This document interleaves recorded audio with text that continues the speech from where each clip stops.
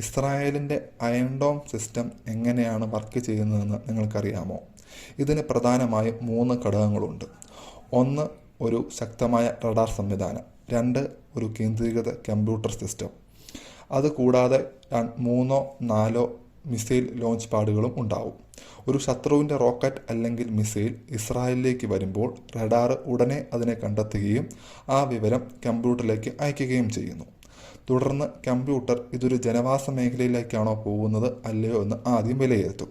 അതൊരു ജനവാസ മേഖലയിലേക്കാണ് പോകുന്നതെങ്കിൽ ആ ജനവാസ മേഖലയുടെ അടുത്തുള്ള മിസൈൽ ബാറ്ററിയിലേക്ക് ഈ കമ്പ്യൂട്ടറിൽ നിന്നും ഒരു സിഗ്നൽ ചെല്ലും. ആ സിഗ്നൽ പ്രകാരം വരുന്ന മിസൈലിനെ അഥവാ റോക്കറ്റിനെ ഇൻ്റർസെപ്റ്റ് ചെയ്യാനായിട്ട് ചിലപ്പോൾ 1 ചിലപ്പോൾ 2 ഇൻ്റർസെപ്റ്റർ മിസൈലുകൾ റഡാറിൽ നിന്നും തൊടുത്തുവിടും. ഇങ്ങനെയാണ് അയൺ ഡോം സിസ്റ്റം പ്രവർത്തിക്കുന്നത്.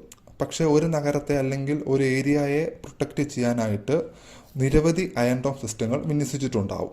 ഇതിൻ്റെ പുറമെയാണ് ആരോ 3 പോലെയുള്ള മറ്റ് മുന്നേറ്റ സംവിധാനങ്ങളും ഉള്ളത്. എല്ലാത്തിൻ്റെയും പ്രവർത്തന രീതി ഇതുതന്നെയാണ്. നിങ്ങൾ ഇപ്പോൾ കാണുന്നത് ഈ കഴിഞ്ഞ മാസങ്ങളിൽ ഇറാൻ ഇസ്രായേലിൽ നടത്തിയ ആക്രമണത്തിൻ്റെ ദൃശ്യങ്ങളാണ്. ഇത്രയും ശക്തമായ ഒരു പ്രതിരോധ സംവിധാനം ഉണ്ടായിട്ടും ഇതിനെയെല്ലാം മറികടന്ന് എങ്ങനെയാണ് ഇറാൻ്റെ മിസൈലുകളും ഡ്രോണുകളും ഇസ്രായേലിൽ പതിച്ചത്? അതിനെക്കുറിച്ച് നാളത്തെ വീഡിയോയിൽ പറയാം.